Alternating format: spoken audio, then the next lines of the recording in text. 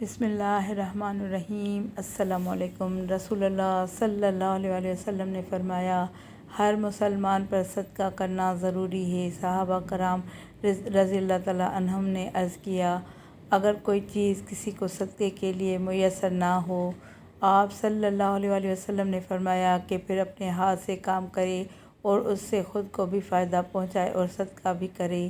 صحابہ کرام رضی اللہ تعالیٰ عنہ نے عرض کی، اگر اس میں اس کی طاقت نہ ہو، کہا کہ کیا نہ کر سکے؟